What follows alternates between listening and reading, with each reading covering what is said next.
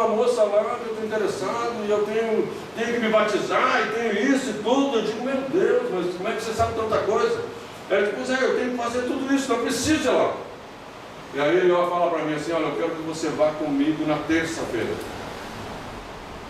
Aí, como era muito amigo, não estava muito com vontade de ir não, mas eu disse, não, tudo bem, então eu vou com você na terça. Mas aí, como eu não queria isso, eu esqueci esse negócio. Chegou na terça-feira, ele estava todo arrumadinho, bonitinho, tá? E eu olho para ele assim, o que é isso, rapaz? Você vai tirar fotografia agora? Que negócio é esse? Ele disse, não, nós não combinamos que você ia comigo na igreja, eu estou pronto para ir na igreja. Eu digo, rapaz, desculpa, eu tinha esquecido. Mas espera aí que eu vou me trocar e nós vamos então. Aí me troquei e fomos. Chegou lá, era culto de oração. E eles ficavam 1 hora ajoelhados. E era só isso. Era 1 hora ajoelhado, cantavam um hino, levantavam a oferta e terminavam o culto. Era só isso. Só que esse culto era meio privado. Não entrava quem não era membro. E eu não sei como é que eu e ele entramos lá nesse dia, mas a gente entrou. Mas quando eu cheguei lá, que estava todo mundo ajoelhado para trás, eu fiquei escandalizado.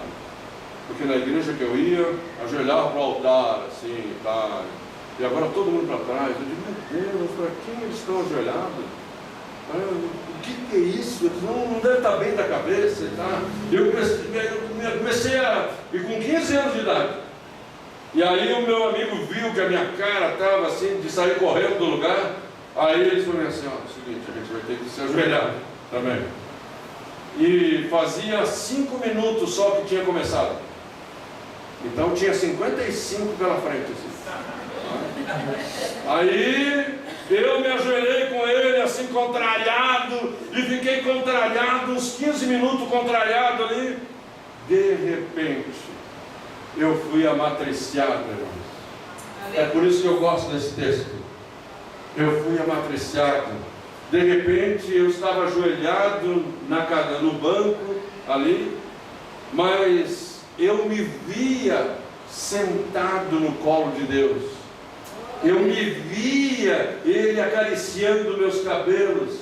Eu me via Ele dizendo para mim, de hoje em diante, não diga mais que você não tem pai. Eu assumo ser seu pai. Você agora é meu filho. Eu quero demonstrar amor, carinho, respeito por você. Aleluia! Quero dizer a você, o restante do ajoelhado, eu passei sem ver nada assim. Eu passei no céu, eu passei nas nuvens, eu passei por todos os lugares. E quando terminou, meu amigo perguntou para mim, então, eu digo, rapaz, eu fico aqui, eu me tornei um deles, perdão que eu critiquei, que eu zombei, agora eu sou um deles. Agora eu também sou filho de Deus. Agora Deus é meu Pai. E eu fui completamente restaurado, como esse garoto foi restaurado aqui nessa passagem. Irmãos, a partir dali eu comecei a ter um outro descortinado. A partir dali eu comecei a amar as pessoas. A partir dali eu amei esse meu pai. Eu fui atrás dele para dizer para ele, olha, eu te amo, você é importante para mim. Mas ele já era de idade, já certamente tinha falecido. Eu procurei por todos os meios, por todos os hospitais, pela polícia, todos os meios que eu podia e não o encontrei. Mas o pai verdadeiro, desde aquela data, ele tem sido para mim. E eu quero dizer para vocês uma coisa. A partir daquela data, eu também fiquei com uma vontade incrível de amar, de abençoar pessoas. E dizer para elas que Ele realmente nos ama, que Ele realmente nos quer. E que Ele quer trabalhar nossos traumas, trabalhar nossas dificuldades, trabalhar aquilo que a gente não entende da vida. Que a gente quer entender tudo, não é, irmãos? Mas tem coisa que a gente não entende. Que nessas coisas Ele quer trabalhar. Ele é especialista, como trabalhou na vida desse rapaz. Amém? Amém. Bem, já são 11 horas já. Posso seguir um pouquinho mais? Amém. Amém? Glória a Deus. Uma outra coisa que eu acho incrível nessa passagem é que ele suspirou. Ele fez o que nós fazemos quando tem uma dificuldade, é ou não é? Como é que a gente faz? Parece que é isso que dá um alívio, é isso que faz. E ele diz: eu vou fazer isso. E soprou, e gritou: Efatá! E ele passou a ver, a ouvir e a falar. É algo lindo, não é não? Quantos de vocês podem se colocar em pé e dizer: eu quero glorificar o nome do Senhor, porque Ele é especial, Ele é maravilhoso. Amém. Pode se assentar um minutinho mais. Vocês pensaram que eu ia terminar? Não, ainda não. Glória a Deus. Glória a Jesus. Coisas que a gente deveria pensar em relação a esse texto. Coisas que a gente deveria meditar em relação a esse texto. São o que eu não consigo ouvir. Irmãos, tem coisas que a gente não consegue ouvir. Tem coisas que a gente está surdo para aquelas coisas. Tem coisas que a gente não quer falar sobre elas e não quer ouvir sobre elas.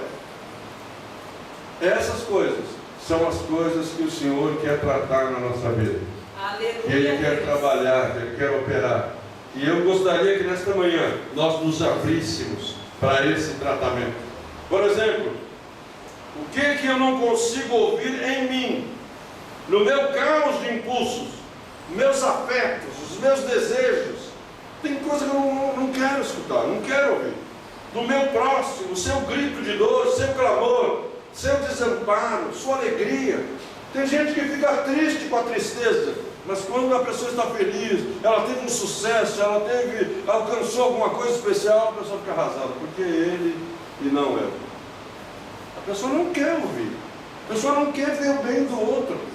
Eu preciso escutar essas coisas e dizer: Deus, me ajuda a ouvir e a tomar uma medida como Jesus tomou. Vamos para um particular, vamos para um lugar privado, vamos ter um tratamento especial, vamos ter algo maravilhoso. Amém, queridos? Amém. Eu quero dizer para vocês que num período que eu passei por São Paulo, nós tínhamos um trabalho que era assim personalizado, de pessoa por pessoa. E nesse trabalho personalizado aconteceu uma vez que veio alguém da Igreja Batista e veio lá para dizer assim: eu preciso passar por um trabalho desses personalizado. Aí eu peguei e falei para ele assim: meu filho, você é batista, seu pastor não vai aceitar isso, como é que você vai vir aqui? Aí ele ficou triste e eu disse para ele assim: bom, vamos fazer o seguinte, vai lá, se você me trouxer uma carta com papel timbrado, assinada pelo seu pastor, autorizando que você seja atendido dessa maneira, nós vamos abrir uma exceção, vamos atender você. Aí ele veio e trouxe a carta, e eu disse: então tá bom. E nós tínhamos um formulário para fazer isso. Aí eu peguei e dei o formulário para ele e disse assim: você preenche o formulário e volta aqui tal dia. E ele veio no tal dia marcado e veio com o formulário. Quando eu abri o formulário assim, antes de atendê-lo, e na frente dele, que era uma coisa pessoal, era uma coisa privada, eu olhei e ele estava todo comprometido. Mas sabe quem era ele? Ele era o vice-moderador da Igreja Batista. A primeira coisa que me assombrou é que a Igreja Batista tem bastante critério para dar a função dessa, ou um cargo desse, para alguém na igreja. Eles trabalham muito para poder chegar a esse ponto. E essa pessoa tinha chegado, estava lá. Quando o pastor saía para viajar, quem tomava a igreja nas costas era ele. Só que essa pessoa estava totalmente comprometida com todo tipo de espiritismo que vocês sejam capazes de imaginar, e todos os nomes que vocês sejam capazes de imaginar. E na Igreja Batista tem um texto bíblico que é verdadeiro para eles e é verdadeiro para nós também, que diz assim: aquele que está em Cristo, velha criatura é. É isso? Nova criatura é. As coisas velhas permanecem. Já passaram. E o que mais aconteceu? Tudo se fez novo. É uma verdade esse versículo, irmãos? Sim. Mas será que eu deveria tratar com alguma coisa velha da vida dessa pessoa, se esse versículo está dizendo que tudo já passou e tudo se fez novo? Será que deveria ter algum trabalho ainda? No pensamento batista, não tem que fazer mais nada. Só que essa pessoa, ela ficava endemoniada na igreja deles. E com um cargo desse nível. E aí vejam bem vocês que uma coisa complicada. Essa pessoa, se ele fosse tratado lá, certamente ele seria exposto, envergonhado, constrangido. Mas quando veio, por causa desse texto de Jesus, eu não preciso tratar ele com carinho. E vamos tratar com carinho. E eu sabia que ele ia ficar endemoniado na administração. E eu então orei a Deus na frente dele, disse: Senhor, se houver alguma manifestação demoníaca aqui, eu quero rogar a Ti, como eu estou sozinho fisicamente, porque geralmente a gente faz isso com 2 pessoas pelo menos, uma hora e a outra ministra. E aí ele disse assim: então nesse caso, Senhor, eu quero que Tu envies Teus anjos aqui, e se houver uma manifestação, que se manifeste amarrado. E foi muito tremendo. Quando chegou em pontos críticos, que ele tinha que tomar uma atitude de rejeitar aquilo, os olhos dele ficavam brancos, e ele ficava armado assim, com a vontade de arrebentar tudo assim, e ia indo com as mãos para trás, ia indo, e daqui a pouco ficava as mãos. E aí eu começava a dizer para Satanás: olha, eu quero dizer para você que você está usurpando um lugar. Esse lugar não é seu. Essa pessoa não é sua. Essa pessoa não te pertence. Mas você acha que tem direito sobre ela. E aí o que aconteceu? Aquela pessoa foi dizendo isso, Satanás liberou. Quando liberou, ele pergunta a mim: houve algum problema? Houve alguma coisa? Eu digo: não, tranquilo. Está se sentindo bem? Não, estou me sentindo bem. Podemos continuar? Vamos continuar. Aí continuei. Um outro ponto lá na frente deu a mesma cena novamente. Aí nessa hora eu disse: Senhor, na autoridade bendita do Teu nome, e pelo sacrifício bendito de Jesus na cruz, eu ordeno agora que Você deixe livre esta pessoa, porque ela não te pertence, ela é de Jesus, ela aceitou Jesus já como Salvador, e ela já está servindo ao Senhor num alto nível, e você não tem esse direito de fazer mais isso com ele. Saia agora e nunca mais volte nele. E esse espírito o abandonou, e ele ficou livre ali. E terminou a ministração. Ele disse assim: pastor, o senhor está enxergando uma outra pessoa, eu sou outra pessoa, estou leve, estou livre, realmente aconteceu um milagre na minha vida. E ele celebrava o milagre. Eu assim: pelo amor de Deus, atenda a minha mulher também. Aí abriu uma sessão para atender a mulher dele, mas felizmente a mulher não tinha muitos comprometimentos assim, porque uma coisa é certa: aquele que está em Cristo, nova criatura é, isso é verdade. As coisas velhas já passaram, isso é verdade. Não é? Tudo se fez novo, isso é verdade. Não tem nada de mentira e nada de enganação nesse texto. Porém, tem pessoas que não se beneficiaram disso. A verdade está lá, mas ele não usufruiu daquela verdade. Então, na verdade, ele está preso lá atrás. Era o que acontecia com ele. Imagina uma pessoa estar dirigindo o culto e ficar endemoniada. Já imaginaram uma coisa dessa? Dirigindo o culto.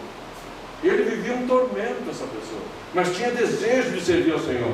Então é essas coisas que Jesus está dizendo: trate com carinho, não exponha a pessoa, não saia por aí falando mal, não saia isso, não saia aquilo. Trate, ame, faça algo especial. E eu quero dizer para vocês que essa é a tarefa da igreja. Tem um psicólogo chileno, se eu não estou enganado o nome dele, essa pessoa, e ele diz assim: curar é tarefa da igreja. Diga para a pessoa do lado: curar é tarefa da igreja. Curar não é tarefa só do pastor. Diga isso: curar não é tarefa só do pastor, essa é uma tarefa da igreja. Amém? Amém. A igreja aqui, irmãos, eu sinto na minha alma assim, um mover de Deus pegando vocês e fazendo uma revolução com cada um de vocês. E o pastor Jonas assessorando, dirigindo, fazendo as coisas que tem que ser feitas, que é própria dele. mas a igreja andando, a igreja marchando, a igreja avançando, a igreja tomando posse, a igreja realmente aliviando as pessoas, curando as pessoas, fazendo os milagres do Senhor acontecer. Aleluia! Amém?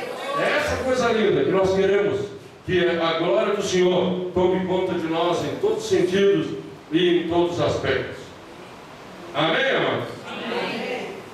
Glória a Deus.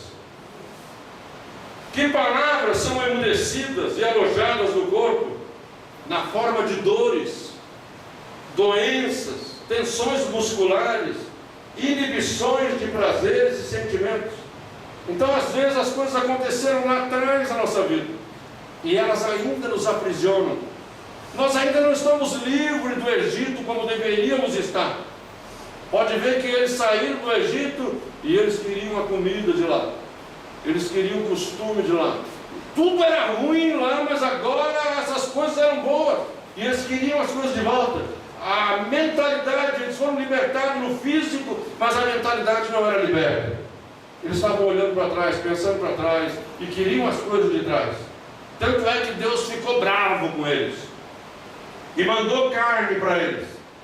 E mandou tanta cordonizes que eles começaram a comer, e quando comia, virava bicho na boca deles assim. A carne, porque Deus ficou revoltado com eles. Porque uma coisa é a gente ser livre e outra coisa é a gente ser escravo. Eles continuavam escravos. Nessa manhã, diga para a pessoa do lado: escravidão nunca mais. Diga aí. Eu sou livre em Jesus Cristo. Amém? Glória a Deus. Glória a Deus.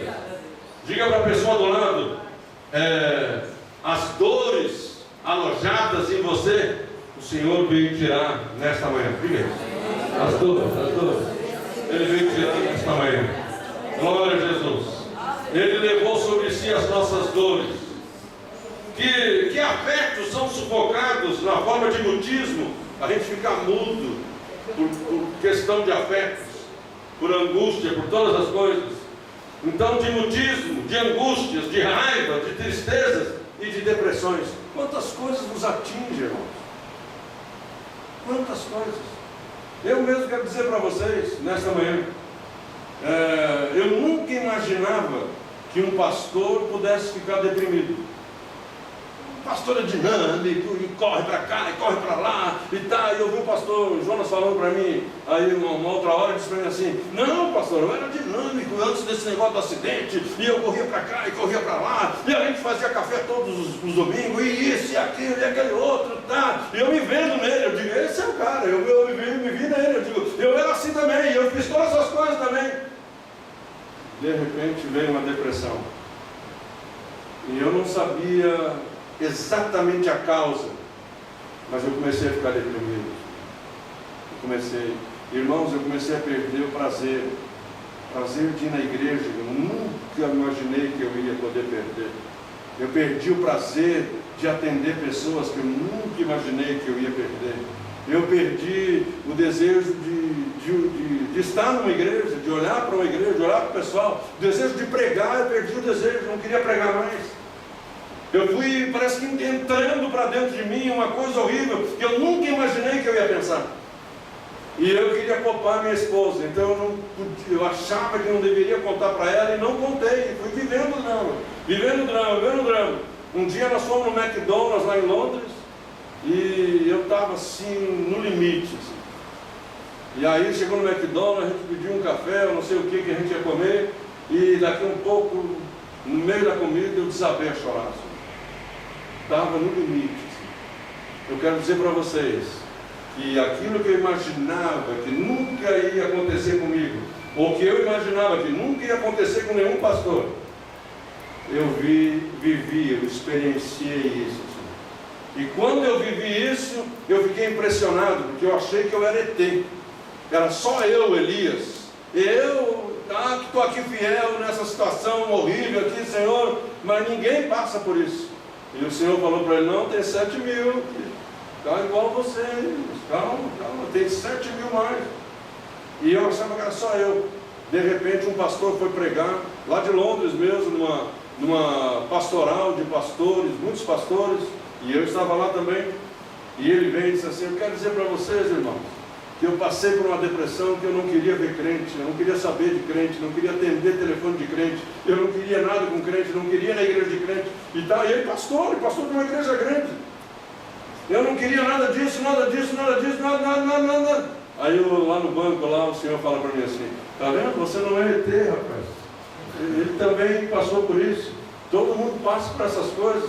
Então, me levantei de lá. Aí depois que eu me levantei, eu disse: não, preciso falar com esse homem. Aí fui eu e ela falar com ele. Eu digo: olha, nós estamos vivendo esse quadro que você viveu, tá? E aí? Como é que a gente sai disso? Porque a gente precisa ter uma saída, não é, irmãos? Então o que Jesus faz aqui, Ele dá uma oportunidade de nos reintegrarmos. Ele nos devolve para a sociedade de novo. Ele nos devolve para a família. E eu quero dizer para vocês que em 2014, em dezembro de 2014, sem causa, não teve uma causa, assim como não teve uma causa para mim entrar nesse estado, não tinha uma causa para mim sair. Mas de repente, em dezembro, eu parece até que cheguei a escutar o barulho de um aspirador potente assim. E o aspirador veio e foi tirando, tum! Quando terminou o trabalho, eu estava livre. Eu olhei para o pessoal e disse assim: voltei, estou de volta.